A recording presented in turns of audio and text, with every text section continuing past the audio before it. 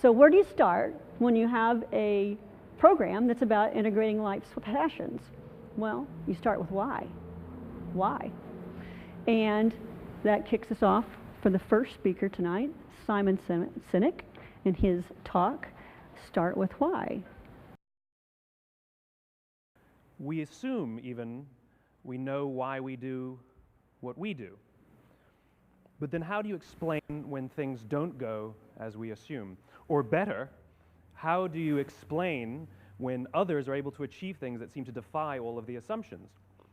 For example, why is Apple so innovative? Year after year after year after year, they're more innovative than all their competition. And yet they're just a computer company. They're just like everyone else. They have the same access to the same talent, the same agencies, the same consultants, the same media. Then why is it that they seem to have something different? Why is it that Martin Luther King led the civil rights movement? He wasn't the only man who suffered in a pre-civil rights America, and he certainly wasn't the only great orator of the day. Why him?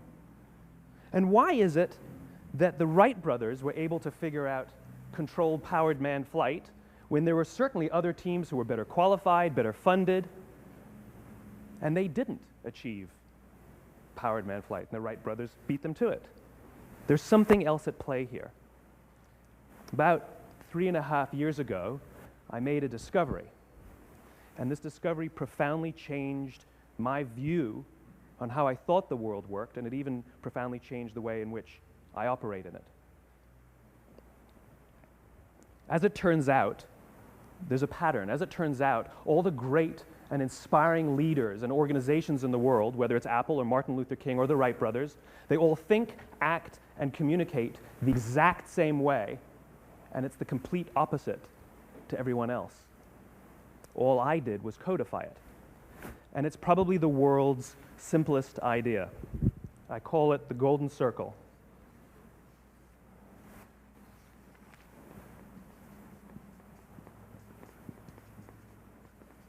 Why, how, what? This little idea explains why some organizations and some leaders are able to inspire where others aren't. Let me define the terms really quickly. Every single person, every single organization on the planet knows what they do, 100%. Some know how they do it, whether you call it your differentiating value proposition or your proprietary process or your USP. But very, very few people or organizations know why they do what they do. And by why, I don't mean to make a profit. That's a result. It's always a result. By why, I mean what's your purpose? What's your cause? What's your belief? Why does your organization exist? Well, as a result, the way we think, the way we act, the way we communicate is from the outside in. It's obvious. We go from the clearest thing to the fuzziest thing. But the inspired leaders and the inspired organizations, regardless of their size, regardless of their industry, all think, act, and communicate from the inside out. Let me give you an example. I use Apple because they're easy to understand and everybody gets it. If Apple were like everyone else, a marketing message from them might sound like this. We make great computers. They're beautifully designed, simple to use, and user-friendly. Want to buy one? Meh. And that's how most of us communicate. That's how most marketing is done, that's how most sales is done, and that's how most of us communicate interpersonally. We say what we do, we say how we're different or how we're better, and we expect some sort of behavior, a purchase, a vote, something like that. Here's our new law firm. We have the best lawyers with the biggest clients. We have, we always perform for our clients, do business with us. Here's our new car. It gets great gas mileage. It has, leather seats. Buy our car. But it's uninspiring. Here's how Apple actually communicates. Everything we do, we believe in challenging the status quo. We believe in thinking differently. The way we challenge the status quo is by making our products beautifully designed, simple to use, and user-friendly. We just happen to make great computers. Want to buy one? Totally different, right? You're ready to buy a computer from me. All I did was reverse the order of the information. People don't buy what you do, people buy why you do it. People don't buy what you do, they buy why you do it. This explains why every single person in this room is perfectly comfortable buying a computer from Apple. But we're also perfectly comfortable buying an MP3 player from Apple, or a phone from Apple, or a DVR from Apple. But as I said before, Apple's just a computer company. There's nothing that distinguishes them structurally from any of their competitors. Their competitors are all equally qualified to make all of these products. In fact, they tried. A few years ago, Gateway came out with flat-screen TVs. They're eminently qualified to make flat-screen TVs. They've been making flat-screen monitors for years. Nobody bought one. Dell came out with MP3 players and PDAs. And they make great quality products, and they can make perfectly well-designed products, and nobody bought one. In fact, talking about it now, we can't even imagine buying an MP3 player from Dell. Why would you buy an MP3 player from a computer company? But we do it every day. People don't buy what you do, they buy why you do it.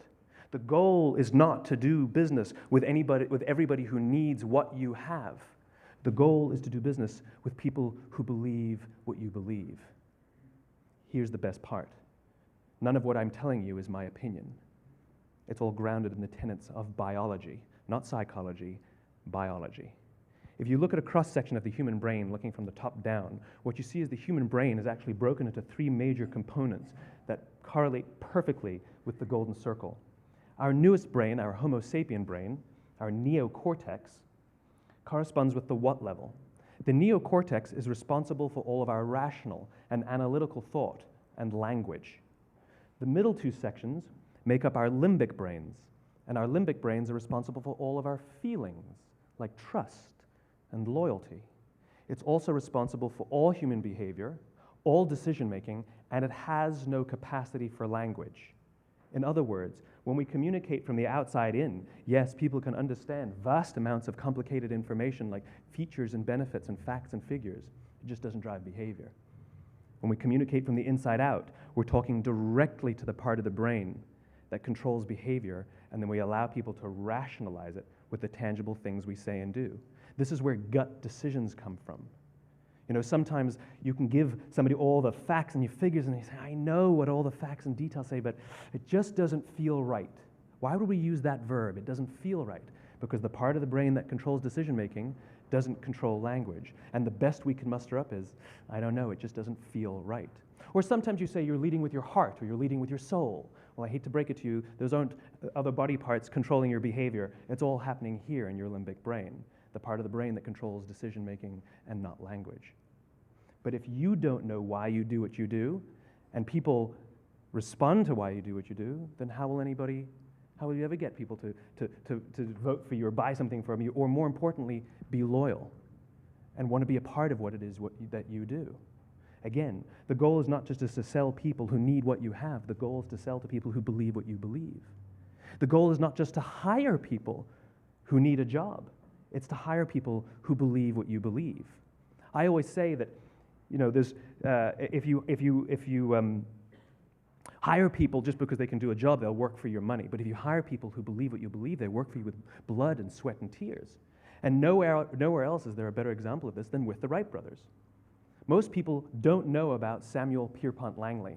And back in the early 20th century, the pursuit of powered man flight was like the dot-com of the day. Everybody was trying it. And Samuel Pierpont Langley had what we assume to be the recipe for success.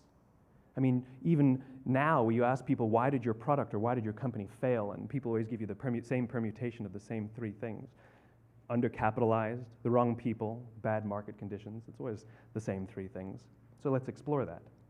Samuel Pierpont Langley was given $50,000 by the War Department to figure out this flying machine. Money was no problem.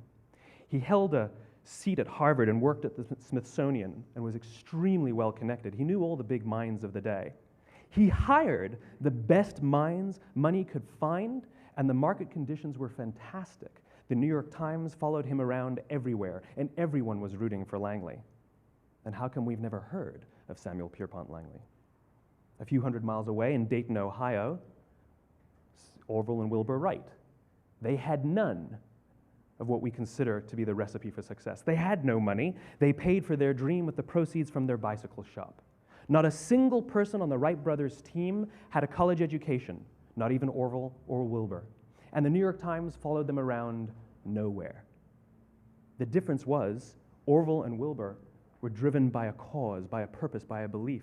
They believed that if they could figure out this flying machine, it'll change the course of the world. Samuel Pierpont Langley was different. He wanted to be rich, and he wanted to be famous. He was in pursuit of the result. He was in pursuit of the riches. And lo and behold, look what happened.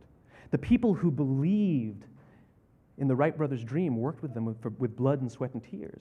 The others just worked for the paycheck. And they tell stories of how every time the Wright brothers went out, they would have to take 5 sets of parts because that's how many times they would crash before they came in for supper.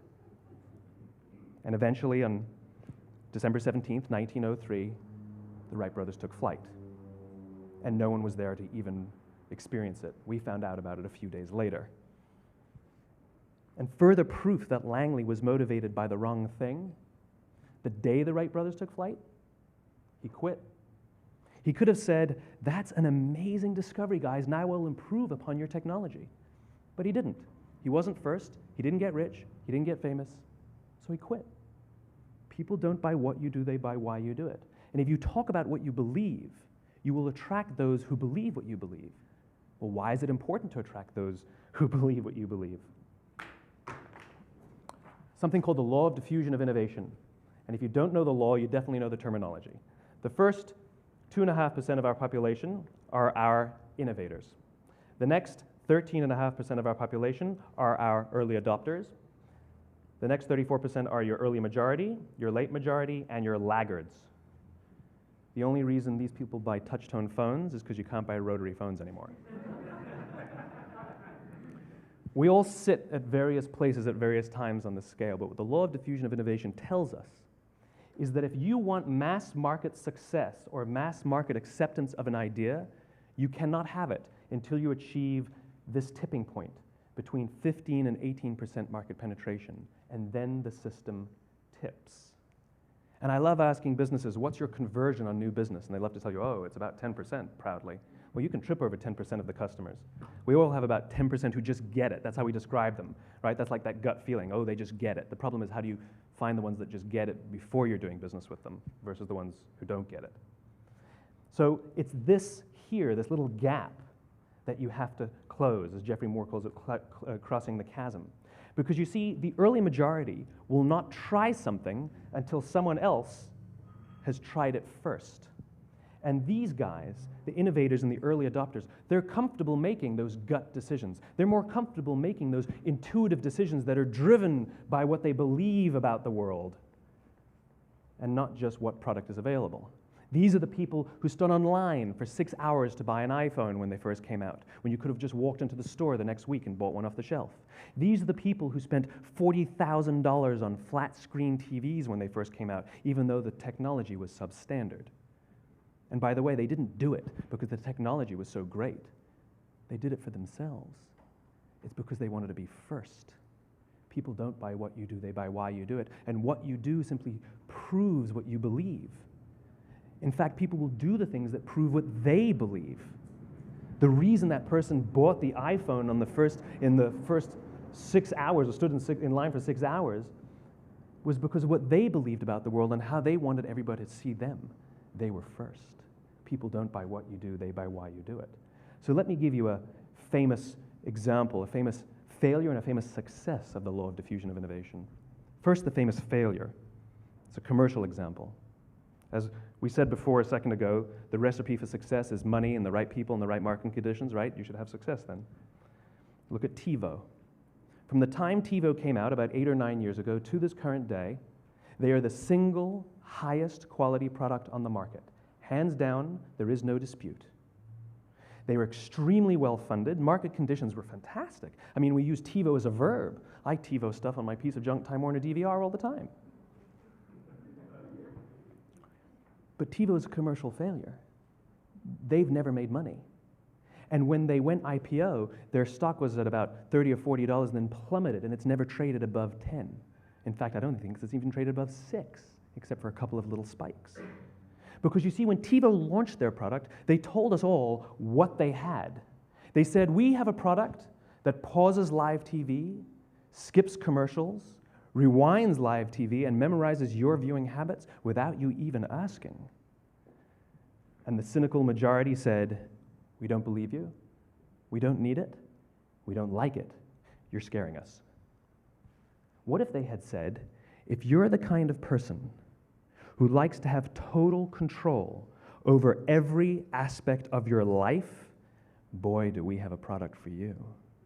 It pauses live TV, skips commercials, memorizes your viewing habits, etc., etc.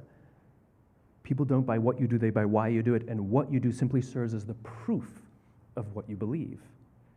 Now let me give you a successful example of the law of diffusion of innovation. In the summer of 1963, 250,000 people showed up on the Mall in Washington to hear Dr. King speak.